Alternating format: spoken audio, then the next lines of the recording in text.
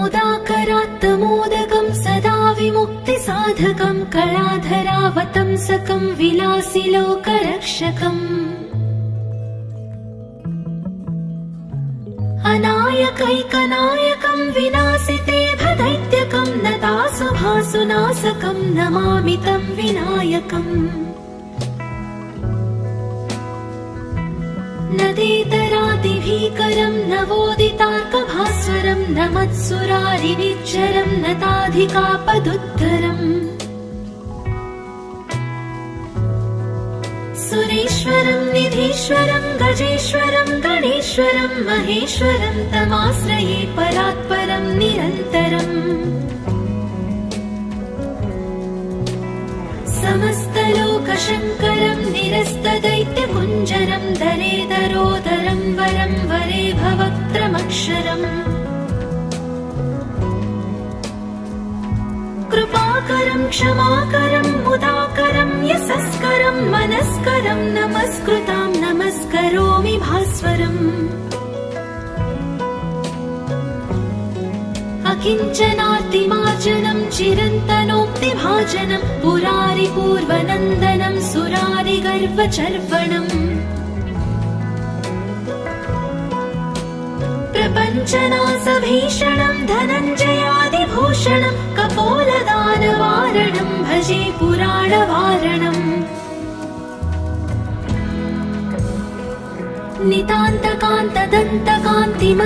नितान्तकान्तदन्तकान्तिमन्तकान्तकात्मजम् अचिन्त्यरूपमन्तहीनमन्तराय कृन्तनम्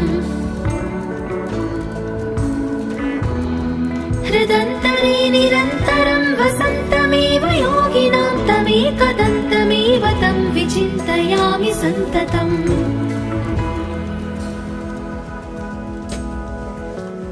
महागणेश पञ्चरत्नमादरेण योऽन्वहं प्रजल्पति प्रभातके हृदि स्मरन् गणेश्वरम् अरोगतामदोषतां सुसाहितिं सुपुत्रतां समाहितायुरष्टभूतिमभ्युपैति सोच्चिरात् मुदाकरात्तमोदकं सदा विमुक्तिसाधकं कलाधरावतंसकं विलासिलोकरक्षकम् अनायकैकनायकं विनाशिते भदैत्यकं नतासुभासुनाशकं नमामि तं विनायकम् नदेतरादिभीकरं नवोदितार्कभास्वरं नमत्सुरारिनिच्चरं नताधिकापदुद्धरम् सुरेश्वरं निधीश्वरं गजेश्वरं गणेश्वरं महेश्वरं तमाश्रये परात्परं निरन्तरम् समस्तलोकशङ्करं निरस्तदैत्यकुञ्जरं दरेदरोदरं वरं वरे भवक्त्रमक्षरम् कृपाकरं क्षमाकरं मुदाकरं यशस्करं मनस्करं नमस्कृतां नमस्करोमि भास्वरम् अकिञ्चनार्तिमार्जनं चिरन्तनोक्तिभाजनं पुरारिपूर्वनन्दनं सुरारिगर्वचर्वणम् प्रपञ्चनासभीषणं धनञ्जयादिभूषणं कपोलदानवारणं भजे पुराणवारणम्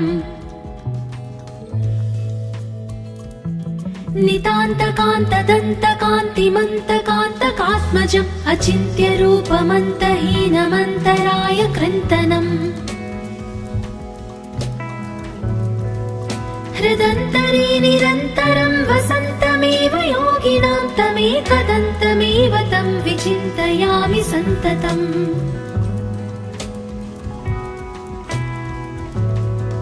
महागणेश पञ्चरत्नमादरेण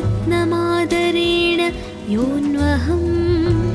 प्रजल्पति प्रभातके हृदि स्मरन् गणेश्वरम्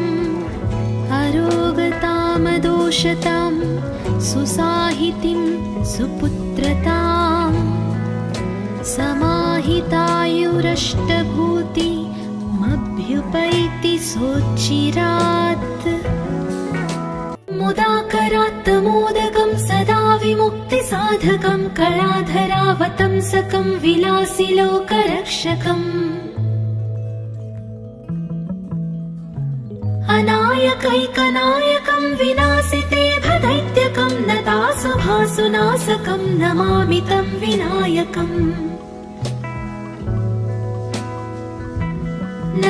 नदेतरादिभीकरं नवोदितार्कभास्वरं नमत्सुरारिनिच्चरं नताधिकापदुद्धरम्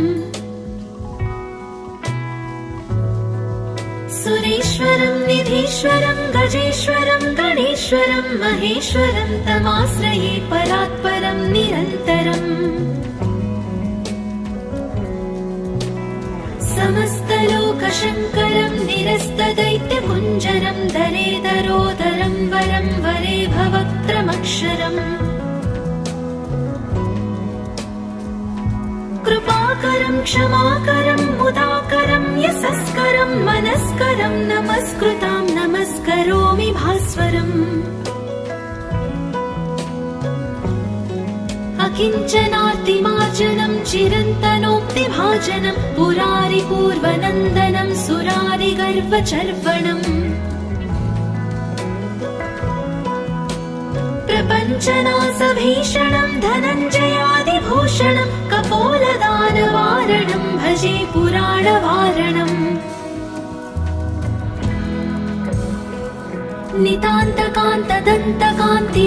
नितान्तकान्तदन्तकान्तिमन्तकान्तकात्मजम् अचिन्त्यरूपमन्तहीनमन्तराय कृन्तनम् हृदन्तरे निरन्तरं वसन्तमेव योगिनां तमेकदन्तमेव तं विचिन्तयामि सन्ततम्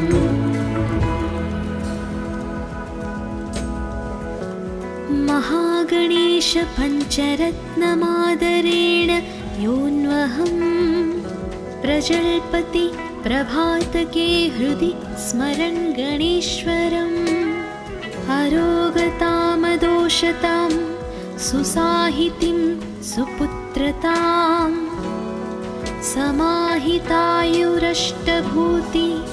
समाहितायुरष्टभूतिमभ्युपैति सोच्चिरात् मुदाकरात्तमोदकं सदा विमुक्तिसाधकं कलाधरावतंसकं विलासिलोकरक्षकम् अनायकैकनायकं विनाशिते भदैत्यकं नतासुभासुनाशकं नमामि तं विनायकम् नदेतरादिभीकरं नवोदितार्कभास्वरं नमत्सुरारिनिच्चरं नताधिकापदुद्धरम् सुरेश्वरं निधीश्वरं गजेश्वरं गणेश्वरं महेश्वरं तमाश्रये परात्परं निरन्तरम् समस्तलोकशङ्करं निरस्तदैत्यकुञ्जरं दरेदरोदरं वरं वरे भवक्त्रमक्षरम् कृपाकरं क्षमाकरं मुदाकरं यशस्करं मनस्करं नमस्कृतां नमस्करोमि भास्वरम् अकिञ्चनार्तिमार्जनं चिरन्तनोक्तिभाजनं पुरारिपूर्वनन्दनं सुरारिगर्वचर्वणम् प्रपञ्चनासभीषणं धनञ्जयादिभूषणं कपोलदानवारणं भजे पुराणवारणम्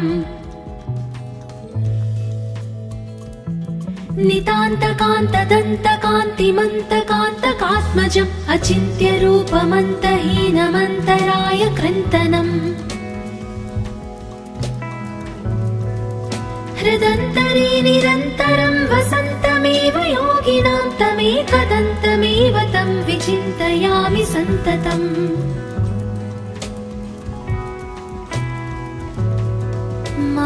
महागणेश पञ्चरत्नमादरेण योऽन्वहम् प्रजल्पति प्रभातके हृदि स्मरन् गणेश्वरम् अरोगतामदोषतां सुसाहितिं सुपुत्रताम् समाहितायुरष्टभूतिमभ्युपैति सोच्चिरात्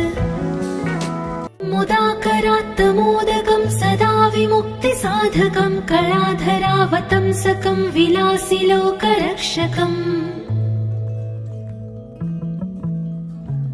अनायकैकनायकं विनाशिते भदैत्यकं नतासुभासुनाशकं नमामि तं विनायकम्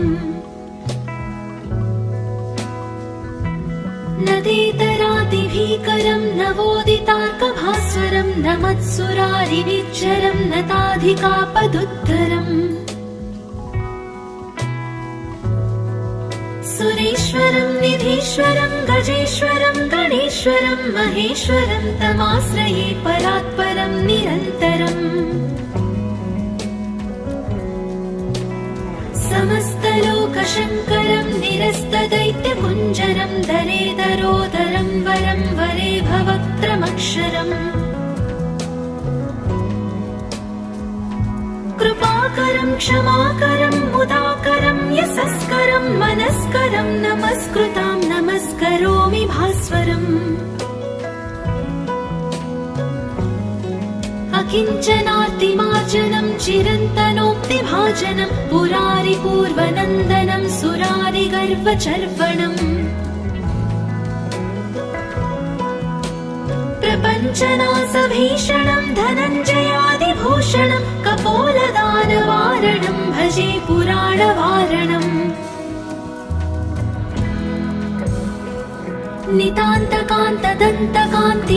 नितान्तकान्तदन्तकान्तिमन्तकान्तकात्मजम् अचिन्त्यरूपमन्तहीनमन्तराय कृन्तनम्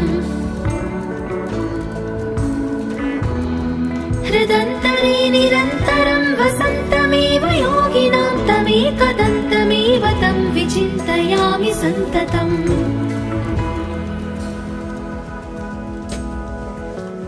महागणेश पञ्चरत्नमादरेण योऽन्वहम्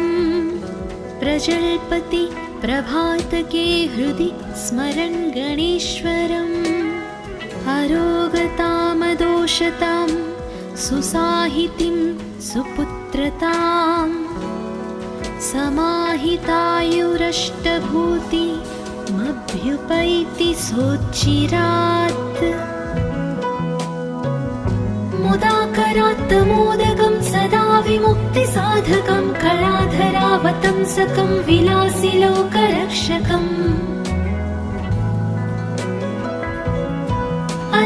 अनायकैकनायकं विनाशिते भदैत्यकं नतासुभासुनाशकं नमामि तं विनायकम् नदेतरादिभीकरं नवोदितार्कभास्वरं नमत्सुरारिनिज्जरं नताधिकापदुद्धरम् सुरेश्वरं निधीश्वरं गजेश्वरं गणेश्वरं महेश्वरं तमाश्रये परात्परं निरन्तरम् समस्तलोकशङ्करं निरस्तदैत्यकुञ्जरं दरेदरोदरं वरं वरे भवक्त्रमक्षरम् कृपाकरं क्षमाकरं मुदाकरं यशस्करं मनस्करं नमस्कृतां नमस्करोमि भास्वरम् अकिञ्चनार्तिमार्जनं चिरन्तनोक्तिभाजनं पुरारिपूर्वनन्दनं सुरारिगर्वचर्वणम् प्रपञ्चनासभीषणं धनञ्जयादिभूषणं कपोलदानवारणं भजे पुराणवारणम्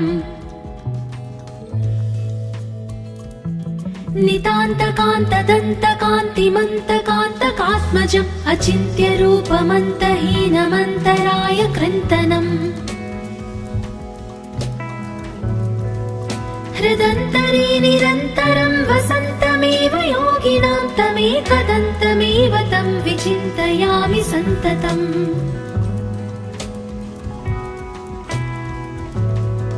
महागणेश पञ्चरत्नमादरेण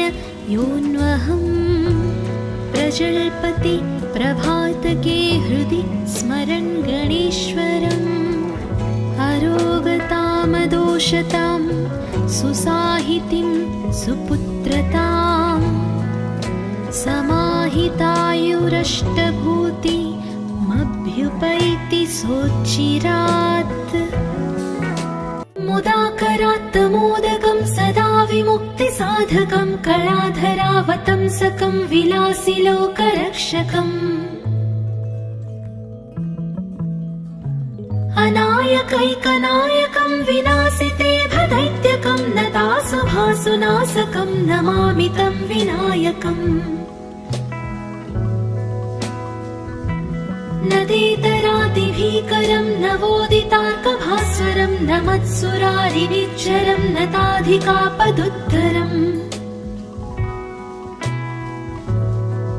सुरेश्वरं निधीश्वरं गजेश्वरं गणेश्वरं महेश्वरं तमाश्रये परात्परं निरन्तरम्। समस्तलोकशङ्करं निरस्तदैत्यकुञ्जरं दरेदरोदरं वरं वरे भवक्त्रमक्षरम्। कृपाकरं क्षमाकरं मुदाकरं यशस्करं मनस्करं नमस्कृतां नमस्करोमि भास्वरम्। अकिञ्चनार्तिमार्जनं चिरन्तनोक्तिभाजनं पुरारिपूर्वनन्दनं सुरारिगर्वचर्वणम्। प्रपञ्चनाशभीषणं धनञ्जयादिभूषणं कपोलदानवारणं भजे पुराणवारणम्। नितान्तकान्तदन्तकान्तिमन्तकान्तकात्मजम् अचिन्त्यरूपमन्तहीनमन्तराय कृन्तनम्। हृदन्तरे निरन्तरं वसन्तमेव योगिनां तमेकदन्तमेव तं विचिन्तयामि सन्ततम्।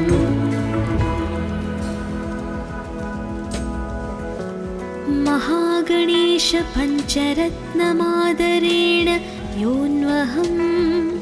प्रजल्पति प्रभातके हृदि स्मरन् गणेश्वरम्। अरोगतामदोषतां सुसाहितिं सुपुत्रतां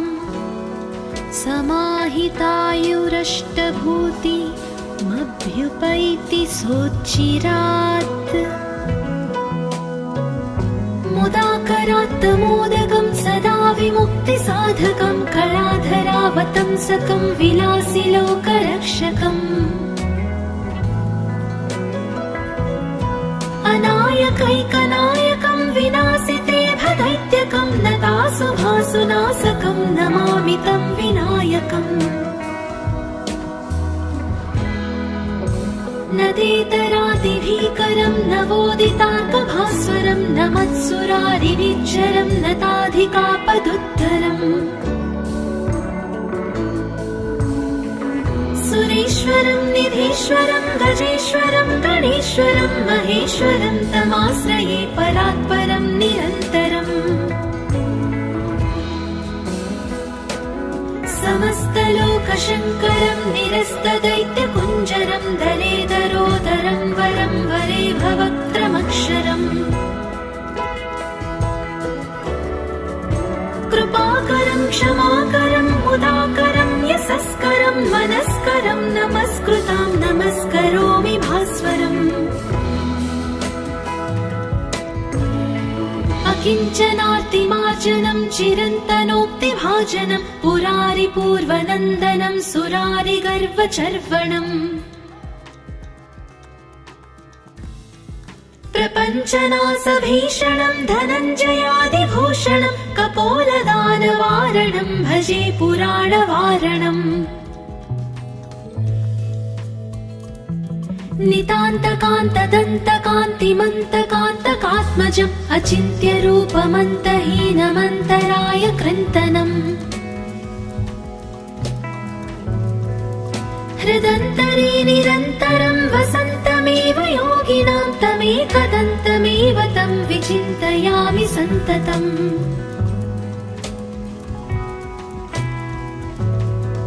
महागणेश पञ्चरत्नमादरेण योऽन्वहं प्रजल्पति प्रभातके हृदि स्मरन् गणेश्वरम् अरोगतामदोषतां सुसाहितिं सुपुत्रतां समाहितायुरष्टभूतिमभ्युपैति सोच्चिरात्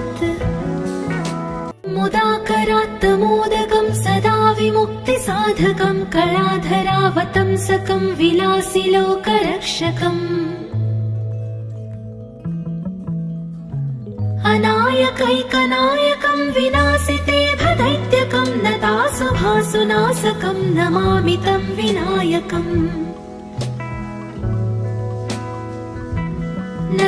नदेतरादिभीकरं नवोदितार्कभास्वरं नमत्सुरारिनिच्चरं नताधिकापदुद्धरम् सुरेश्वरं निधीश्वरं गजेश्वरं गणेश्वरं महेश्वरं तमाश्रये परात्परं निरन्तरम् समस्तलोकशङ्करं निरस्तदैत्यकुञ्जरं दरेदरोदरं वरं वरे भवक्त्रमक्षरम् कृपाकरं क्षमाकरं मुदाकरं यशस्करं मनस्करं नमस्कृतां नमस्करोमि भास्वरम् अकिञ्चनार्तिमार्जनं चिरन्तनोक्तिभाजनं पुरारिपूर्वनन्दनं सुरारिगर्वचर्वणम्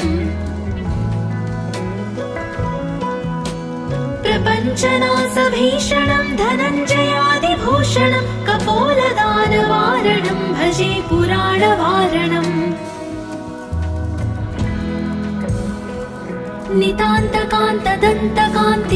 नितान्तकान्तदन्तकान्तिमन्तकान्तकात्मजम् अचिन्त्यरूपमन्तहीनमन्तराय कृन्तनम् हृदन्तरे निरन्तरं वसन्तमेव योगिनां तमेकदन्तमेव तं विचिन्तयामि सन्ततम्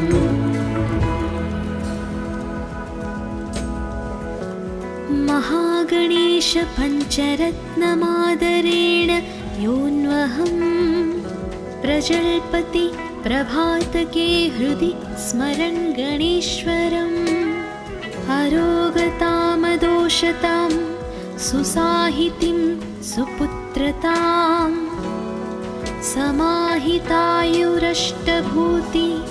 समाहितायुरष्टभूतिमभ्युपैति सोच्चिरात् मुदाकरात् मोदकं सदा विमुक्तिसाधकं कलाधरावतंसकं विलासिलोकरक्षकम् अनायकैकनायकं विनाशिते भदैत्यकं नतासुभासुनाशकं नमामि तं विनायकम्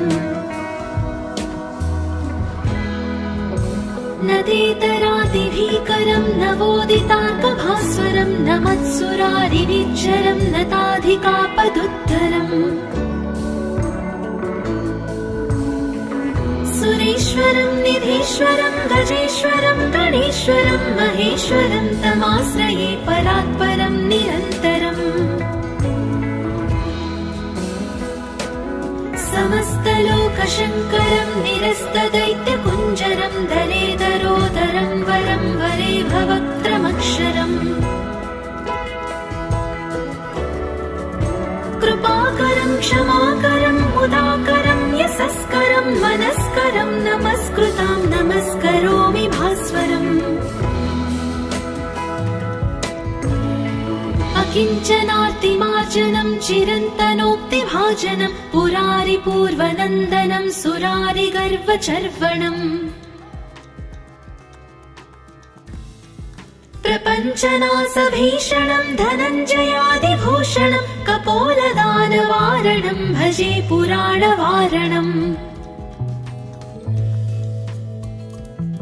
नितान्तकान्तदन्तकान्तिमन्तकान्तकात्मजम् अचिन्त्यरूपमन्तहीनमन्तराय कृन्तनम्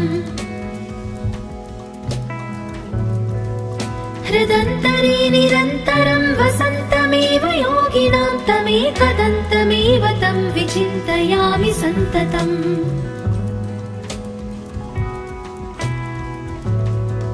महागणेश पञ्चरत्नमादरेण योऽन्वहं प्रजल्पति प्रभातके हृदि स्मरन् गणेश्वरम् अरोगतामदोषतां सुसाहितिं सुपुत्रतां समाहितायुरष्टभूतिमभ्युपैति सोच्चिरात् मुदाकरात् मोदकं सदा विमुक्तिसाधकं कलाधरावतंसकं विलासिलोकरक्षकम् अनायकैकनायकं विनाशिते भदैत्यकं नतासुभासुनाशकं नमामि तं विनायकम् नदेतरादिभीकरं नवोदितार्कभास्वरं नमत्सुरारिनिच्चरं नताधिकापदुद्धरम् सुरेश्वरं निधीश्वरं गजेश्वरं गणेश्वरं महेश्वरं तमाश्रये परात्परं निरन्तरम्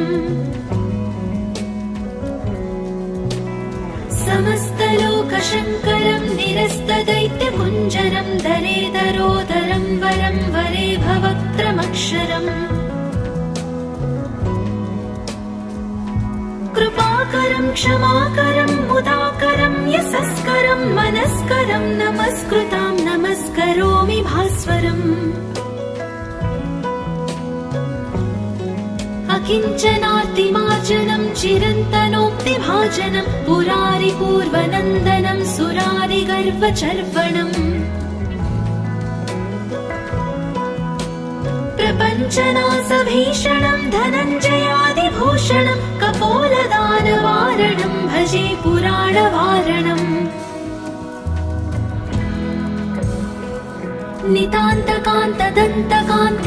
नितान्तकान्तदन्तकान्तिमन्तकान्तकात्मजम् अचिन्त्यरूपमन्तहीनमन्तराय कृन्तनम् हृदन्तरे निरन्तरं वसन्तमेव योगिनां तमेकदन्तमेव तं विचिन्तयामि सन्ततम्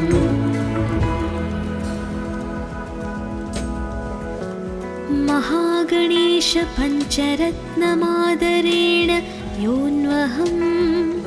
प्रजल्पति प्रभातके हृदि स्मरन् गणेश्वरम् अरोगतामदोषतां सुसाहितिं सुपुत्रतां समाहितायुरष्टभूतिमभ्युपैति सोच्चिरात् मुदाकरात् मोदकं सदा विमुक्तिसाधकं कलाधरावतंसकं विलासिलोकरक्षकम् अनायकैकनायकं विनाशिते भदैत्यकं नतासुभासुनाशकं नमामि तं विनायकम् नदेतरादिभीकरं नवोदितार्कभास्वरं नमत्सुरारिनिच्चरं नताधिकापदुद्धरम् सुरेश्वरं निधीश्वरं गजेश्वरं गणेश्वरं महेश्वरं तमाश्रये परात्परं निरन्तरम् समस्तलोकशङ्करं निरस्तदैत्यकुञ्जरं दरेदरोदरं वरं वरे भवक्त्रमक्षरम् कृपाकरं क्षमाकरं मुदाकरं यशस्करं मनस्करं नमस्कृतां नमस्करोमि भास्वरम् अकिञ्चनार्तिमार्जनं चिरन्तनोक्तिभाजनं पुरारिपूर्वनन्दनं सुरारिगर्वचर्वणम् प्रपञ्चनासभीषणं धनञ्जयादिभूषणं कपोलदानवारणं भजे पुराणवारणम्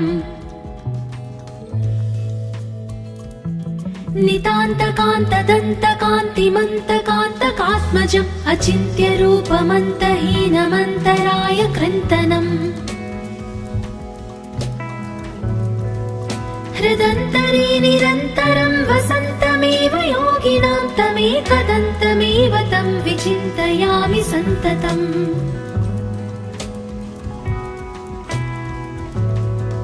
महागणेश पञ्चरत्नमादरेण योऽन्वहं प्रजल्पति प्रभातके हृदि स्मरन् गणेश्वरम् अरोगतामदोषतां सुसाहितिं सुपुत्रतां समाहितायुरष्टभूतिमभ्युपैति सोच्चिरात् मुदाकरात्तमोदकं सदा विमुक्तिसाधकं कलाधरावतंसकं विलासिलोकरक्षकम् अनायकैकनायकं विनाशिते भदैत्यकं नतासुभासुनाशकं नमामि तं विनायकम् नदेतरादिभीकरं नवोदितार्कभास्वरं नमत्सुरारिनिच्चरं नताधिकापदुद्धरम् सुरेश्वरं निधीश्वरं गजेश्वरं गणेश्वरं महेश्वरं तमाश्रये परात्परं निरन्तरम् समस्तलोकशङ्करं निरस्तदैत्यकुञ्जरं दरेदरोदरं वरं वरे भवक्त्रमक्षरम् कृपाकरं क्षमाकरं मुदाकरं यशस्करं मनस्करं नमस्कृतां नमस्करोमि भास्वरम् अकिञ्चनार्तिमार्जनं चिरन्तनोक्तिभाजनं पुरारिपूर्वनन्दनं सुरारिगर्वचर्वणम्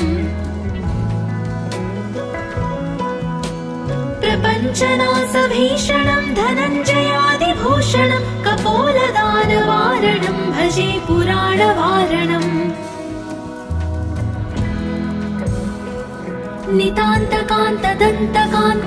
नितान्तकान्तदन्तकान्तिमन्तकान्तकात्मजम् अचिन्त्यरूपमन्तहीनमन्तराय कृन्तनम् हृदन्तरे निरन्तरं वसन्तमेव योगिनां तमेकदन्तमेव तं विचिन्तयामि सन्ततम्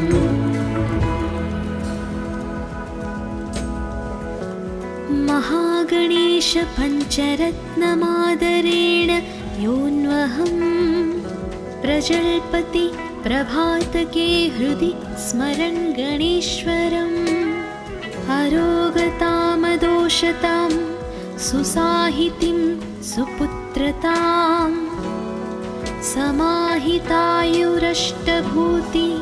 समाहितायुरष्टभूतिमभ्युपैति सोच्चिरात् मुदाकरात्तमोदकं सदा विमुक्तिसाधकं कलाधरावतंसकं विलासिलोकरक्षकम् अनायकैकनायकं विनाशिते भदैत्यकं नतासुभासुनाशकं नमामि तं विनायकम् नदेतरादिभीकरं नवोदितार्कभास्वरं नमत्सुरारिनिच्चरं नताधिकापदुद्धरम् सुरेश्वरं निधीश्वरं गजेश्वरं गणेश्वरं महेश्वरं तमाश्रये परात्परं निरन्तरम् समस्तलोकशङ्करं निरस्तदैत्यकुञ्जरं दरेदरोदरं वरं वरे भवक्त्रमक्षरम्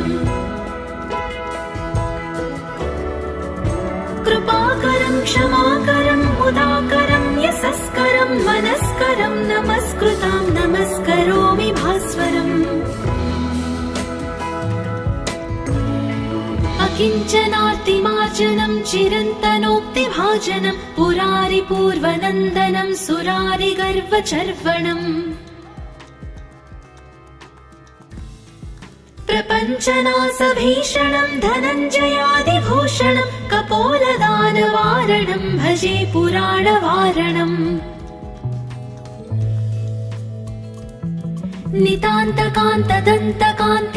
नितान्तकान्तदन्तकान्तिमन्तकान्तकात्मजम् अचिन्त्यरूपमन्तहीनमन्तराय कृन्तनम्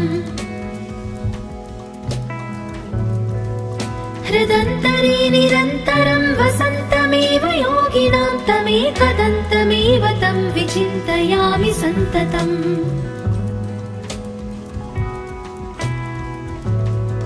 महागणेश पञ्चरत्नमादरेण योऽन्वहं प्रजल्पति प्रभातके हृदि स्मरन् गणेश्वरम् अरोगतामदोषतां सुसाहितिं सुपुत्रतां समाहितायुरष्टभूतिमभ्युपैति सोच्चिरात्